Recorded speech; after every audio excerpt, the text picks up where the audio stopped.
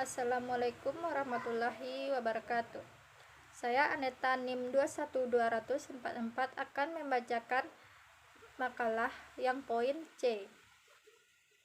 Jenis pengetahuan dalam filsafat pendidikan Islam. Beranjak dari pengetahuan adalah kebenaran dan kebenaran adalah pengetahuan.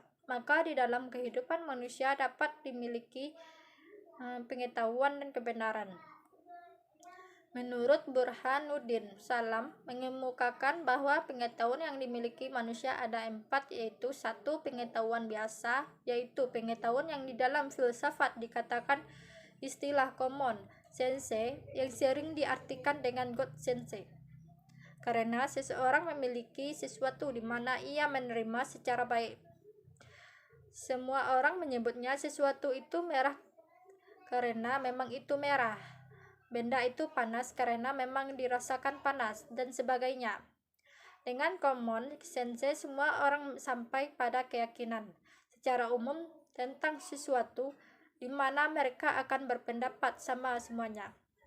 Common sense artinya keadaan yang biasa diperoleh dari pengalaman sehari-hari, seperti air dapat dipakai untuk menyiram bunga. Makanan dapat memuaskan rasa lapar. Musim kemarau mengeringkan sawah, tadah hujan, dan sebagainya. 2. Pengetahuan ilmu, yaitu ilmu sebagai terjemahan dari science. Dapat pengertian yang sempit. Science diartikan untuk menunjukkan ilmu pengetahuan alam yang sifatnya kuantitatif dan objektif. Ilmu pada prinsipnya merupakan usaha untuk mengorganisasikan dan mensistemasikan common sense atau suatu pengetahuan yang berasal dari pengalamannya dan pengamatan dari kehidupan sehari-hari, namun dilanjutkan dengan suatu pemikiran secara cermat dan teliti dengan menggunakan berbagai metode. 3. Pengetahuan filsafat, yakni pengetahuan yang diperoleh dari pemikiran yang bersifat kontemplatif dan spekulatif.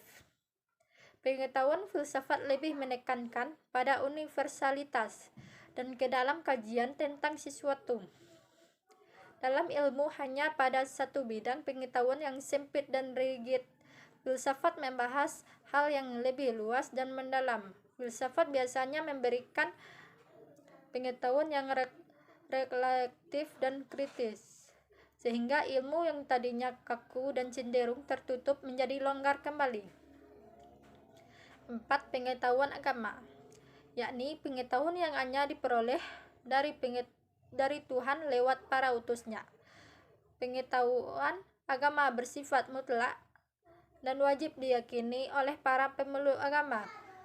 Pengetahuan mengandung beberapa hal yang pokok, yaitu ajaran tentang cara berhubungan dengan Tuhan yang sering juga disebut dengan hubungan vertikal, dan cara berhubungan dengan sesama manusia yang sering juga disebut dengan hubungan horizontal. Pengetahuan agama yang lebih penting di samping informasi tentang Tuhan, juga informasi tentang hari akhir. Iman pada hari akhir merupakan ajaran pokok agama sekaligus merupakan ajaran yang membuat manusia optimis akan masa depannya. Menurut para pengamat, agama masih bertahan sampai sekarang karena adanya doktrin tentang hidup setelah mati, karenanya masih dibutuhkan. Manusia berusaha mencari pengetahuan dan kebenaran yang dapat diperolehnya dengan melalui beberapa sumber. 1. Pengetahuan wahyu. Manusia memperoleh pengetahuan dan kebenaran atas dasar wahyu yang diberikan Tuhan kepada manusia. Tuhan telah memberi pengetahuan dan kebenaran kepada manusia pilihannya yang dapat dijadikan petunjuk bagi manusia dan kehidupannya. Wahyu merupakan firman Tuhan, kebenarannya adalah mutlak dan abadi. 2. Pengetahuan intuitif. Pengetahuan intuitif diperoleh manusia dari dalam dirinya sendiri mengenai proses kerjanya pribadi dan memiliki watak yang tidak komunikatif, khususnya memilikinya atau tidak. 3. Pengetahuan rasional.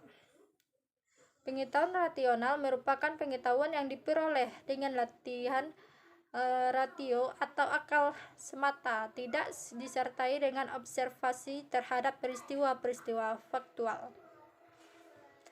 4. Pengetahuan empiris. Pengetahuan empiris diperoleh atas bukti penginderaan dengan penglihatan, pendengaran, dan sentuhan indera-indera lainnya, sehingga memiliki konsep dunia di sekitar kita. Pengetahuan otoritas. Poin D.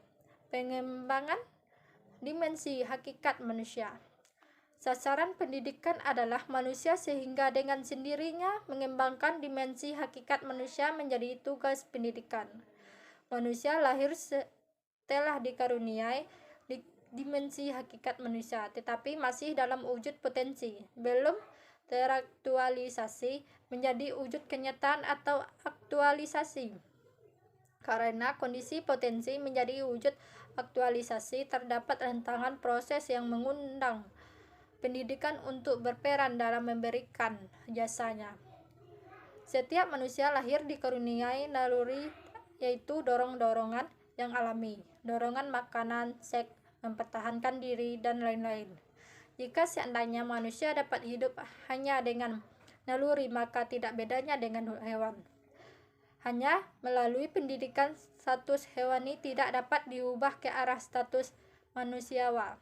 Sekian pembacaan materi saya. Assalamualaikum warahmatullahi wabarakatuh.